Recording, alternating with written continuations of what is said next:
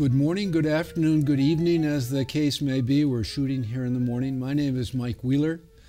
This is Democratic Dialogue, and I'm delighted to have with us today Jen Holmgren, who is newly elected as a city councillor here in Gloucester. Thank you, Mike. I'm very happy to be here. We were talking earlier. It's interesting. You didn't ask the GDC to endorse you, and if you had, we would have declined with regret. But the Gloucester Democratic City Committee does not endorse or actively support local elections, candidates in local elections. And I actually think that's good policy. Like my daughter Kate, you're a Gloucester High School graduate. Like me, I was a little bit before you, Gloucester High School graduate. People know you, and people know what you stand for. There may be a few folks who don't know you, Jen, but can you tell us a little bit about your background? I know you've got a health career and so forth. What do you do and how did you get there? Certainly. Well, thank you. Yes, I am a proud Gloucester High School graduate, class of 1998. When I graduated, I thought I was going to be a broadcast journalist, so I went to Syracuse University, and I came back to Gloucester, and I decided at that point that I would rather become a nurse. So I supplemented my income by being a nursing assistant and home health aide, and I went to North Shore Community College and became a registered nurse. And I've worked in hospitals and in the home care setting and in hospice, and I'm a visiting nurse now, and I enjoy it. So when you went to North Shore, excuse my ignorance, which is vast, but you can actually get an RN degree there, or? Yes, an associate's, yes. And at that time, with an associate's degree in nursing, you could go and work at the hospital, and the healthcare field is changing so rapidly. Most hospitals now require you to have a bachelor's in nursing. So that's an advanced degree in nursing is something I'm looking at, but currently I've got a bit of a full dance card. Yeah, yes, I'm sure you do. But it's interesting. You got out of state for a little bit, and Syracuse does have a great journalism program and so forth. But the heart of your education has been right here in Cape Ann or awfully close to it. So, yes. So that's terrific. We wanted you on today that you may remember the famous saying by Tip O'Neill, all politics is local. This is a very active community politically. There are lots of opportunities and lots of challenges. What drew you into being active and deciding to run for office? Gloucester has always helped me. Gloucester is a huge part of who I am. My family history is here. I got numerous scholarships when I went to Syracuse. People here, adults and mentors and role models, really want the children here to succeed, and I wanted to give back. My family is full of people who serve the community, volunteers for both the city and local organizations, and I, especially after our daughter was born, really wanted to give back. So I became involved with the GDCC. And I did help out with a number of campaigns prior to throwing my hat into the ring myself, but I felt that as a mother and as someone who has benefited enormously from what Gloucester has to give, it was time for me to start giving back in this way. Well, it's interesting.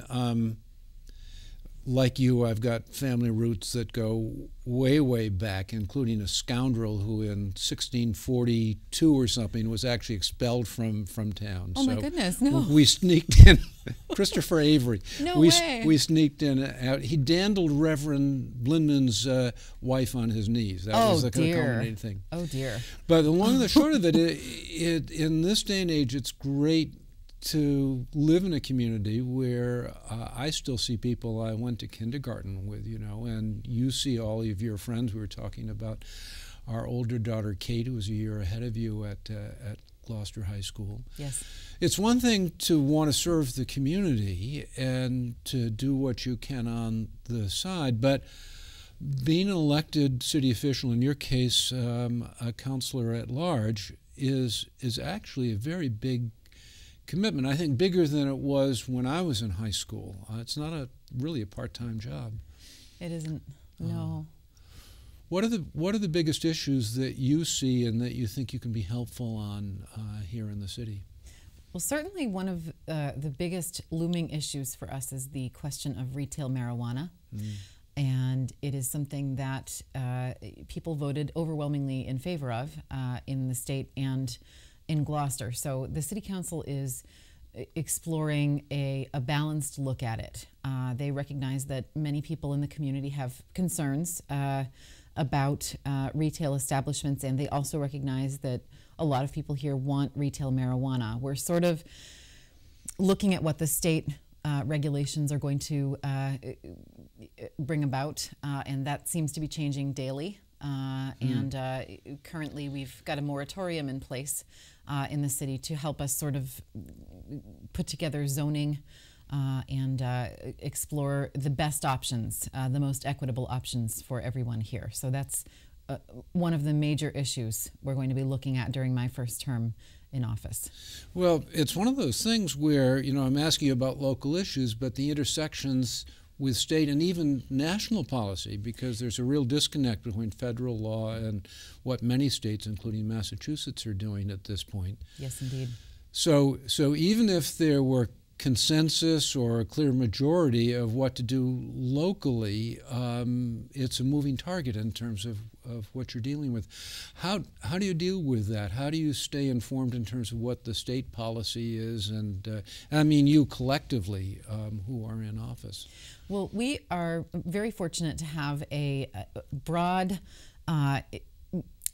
I suppose, base in our marijuana task force, and that is headed up by the director of our public health department, Karen Carroll, and our council rep on the task force is Councillor Val Gilman. She has worked very hard to keep the council informed of everything that the task force has been talking about. Our police chief, John McCarthy, is on it. Our chief administrative officer, Jim Destino, and many other people from city departments are looking with an extremely, both with expert eyes and with an eye for what the city is capable of doing and what we need more of. Councillor Gilman and Ms. Carroll have written to the state asking if maybe some of the tax benefits that the state recuperates from retail marijuana can come back to us to help fund officer training, for example, or education and prevention for our youth. So I am very glad to say that we are in good shape, whatever comes down the pike, and we are working to keep as informed as possible. And it seems that on a state level, we're sort of watching the airplane being built as it's going down the runway. So it's a bit interesting. That's a little chilling, and it's one of those things too. I have only a superficial knowledge of what the issues are, but it is sort of a third rail issue. People have strong opinions, even if, like me, they aren't fully informed about all of the, if you will, contradictory aspects of this that have to be reconciled. We were talking about high school a little while ago. I was very well served by the 12 years I had in the Gloucester system. I am so old, Jen. There was no kindergarten in the public school system. We went to Mrs. Pappas's place in Annisquam. Oh my gosh. But if you think about education too, that's something where Gloucester is its own district, but there's state policy, there are all kinds of requirements in terms of standards that we have to meet and so forth. If you had a magic wand, what would you like to see to, not only maintain the strength of the Gloucester school system, but to see it really prosper? Boy, is that ever a good question. First of all, I want to thank the members of the school committee for putting together a budget that weighs pennies every single year and looks at the importance of everything. And truly, in Gloucester school systems, everything is important. I mean, we have our academics, our athletics, our vocational programs, and what they do is nothing short of miraculous when it comes to the city council.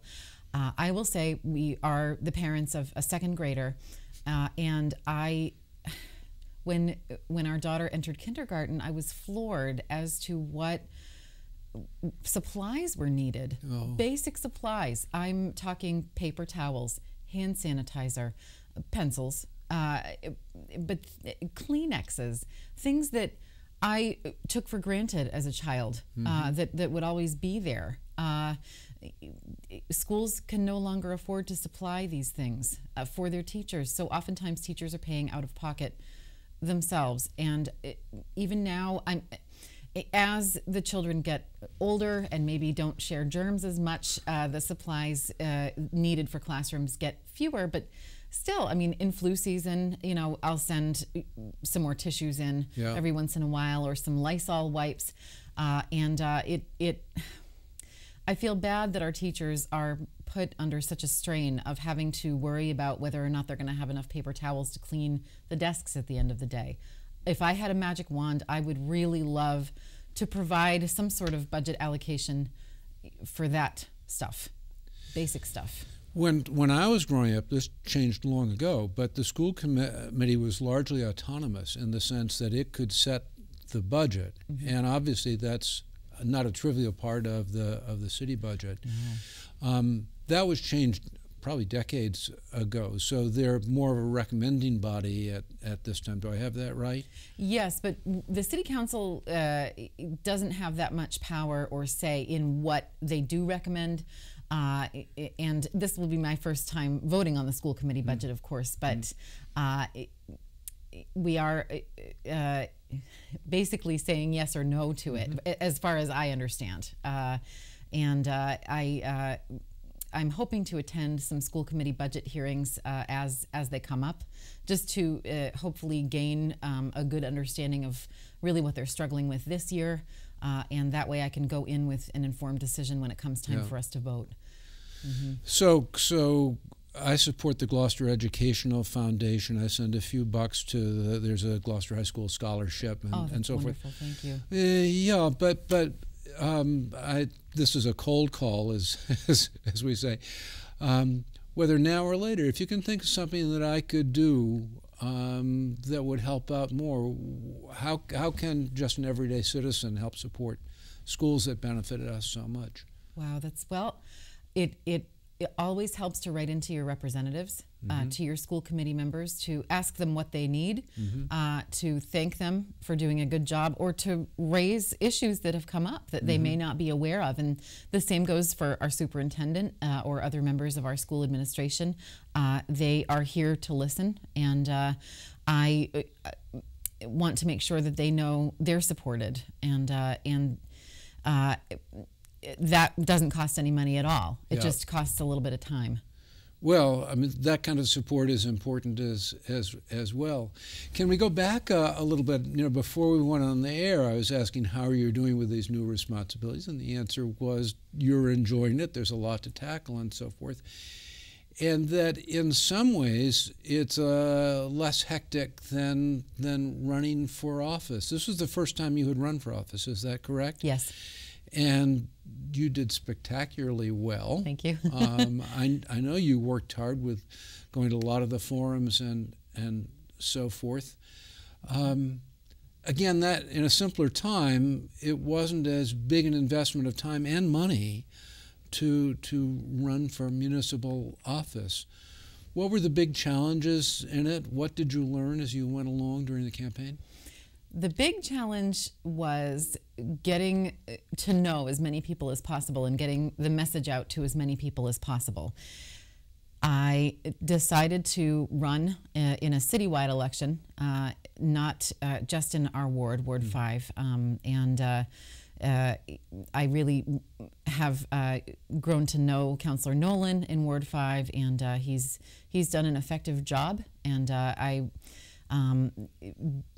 didn't want to challenge him in this election. So I came at it with a multi-pronged approach. I I looked at the social media aspect. I did the mailers. I did the newspaper ads, and I went door to door. I had a group of amazing volunteers who helped me with all of these things.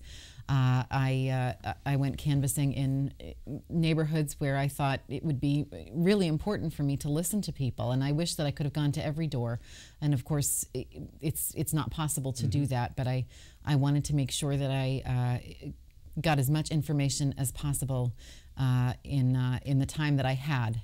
And doing the meet and greets was very important too. And a lot of candidates do that, coffees and lunches, and it was good practice and good for me to hear things that I wasn't necessarily aware of. Yeah. So it's a learning process as well for you. It's not only that people are discovering who Jen Holmgren is and how lucky we'd be if she were in office, but you're learning about people's concerns as well. Yes, indeed. When we started out, I was mentioning that the municipal elections are nonpartisan. I'm glad of that. The population of the city is 30,000.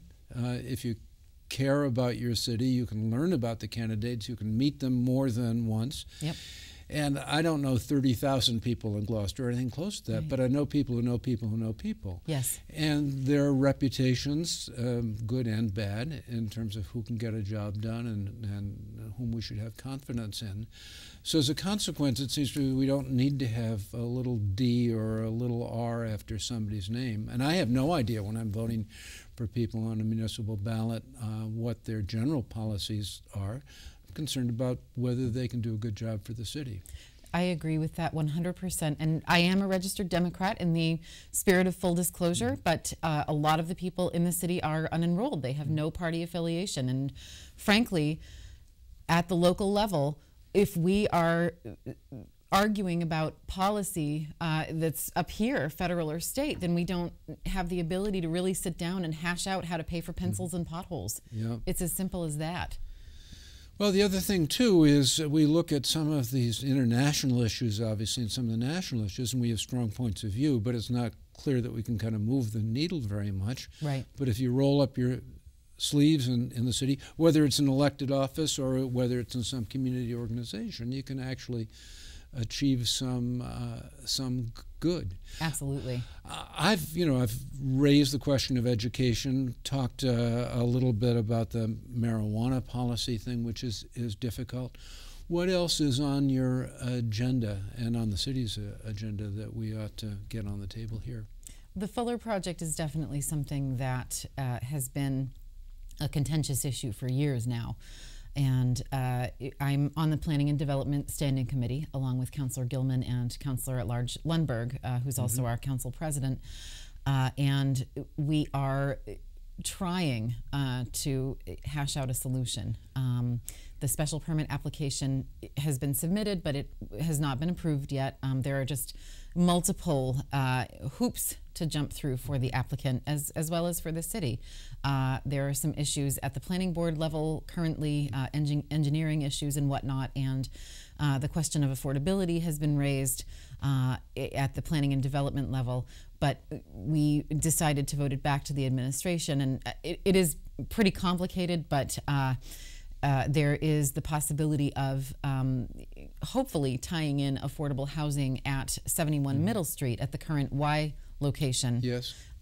With the project that is proposed at the Fuller site, and it's in its nascent stages. I'm not even sure where we're at this point because it's in negotiation again. So just a little bit. I mean, people may be far more up to speed on this than I am. Fuller School was built maybe late 60s, early 70s as St. Peter's High School, part of the Archdiocese, and ran for a relatively short period of time. It became the Fuller School, named after Mr. and Mrs. Fuller, who taught at Central Grammar. Milton Fuller was the principal when I was there. Oh my gosh. So that name is still rightly remembered. They were both wonderful people. Yeah.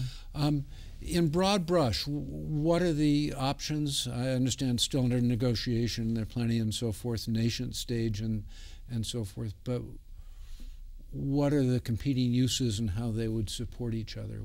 What's on the table? Sure, it's a mixed-use venture. So currently there are 200 market rate apartments proposed, and some retail space down below, and then there would also be a brand new YMCA built on the site.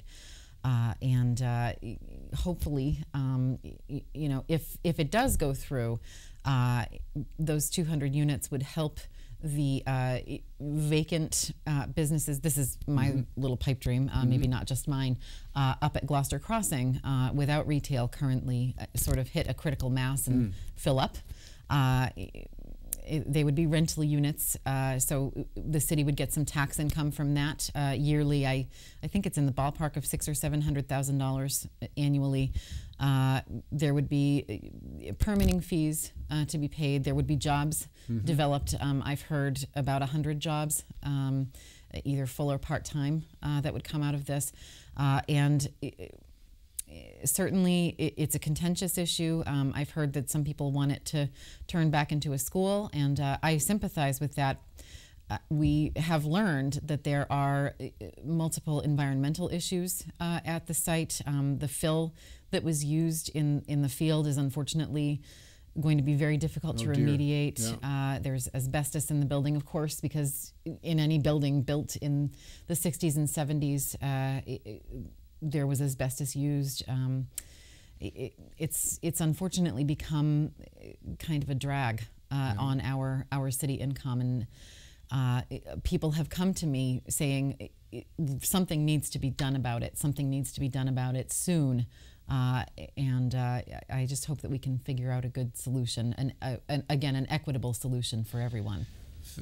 You know, talking about vacancies up at Gloucester Crossing, I was downtown, down street as we used to say, yesterday, and there are a number of vacancies on Main Street, and it strikes me as kind of paradoxical that there are some businesses that seem to be thriving and some that have appeared there.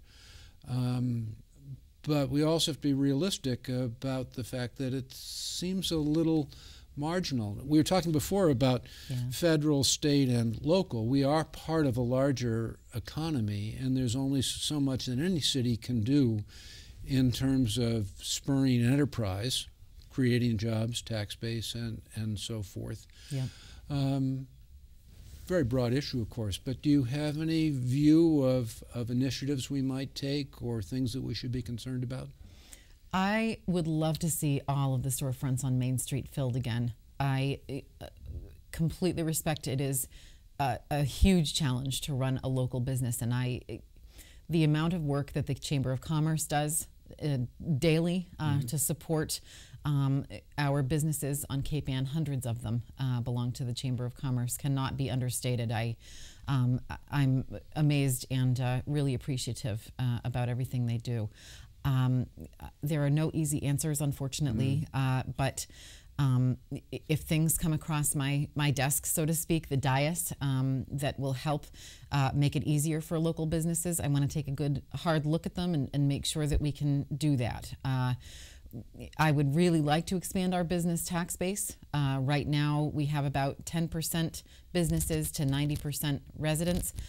Certainly if we can expand local businesses somehow, it will take some of the tax burden off the residents, and with our aging population, that's a huge concern to me. Be careful to talk about aging population. We're in sensitive territory. But I mean, you know, I would like to retire here. My husband and I own a home in West Gloucester, and we'd like to stay here.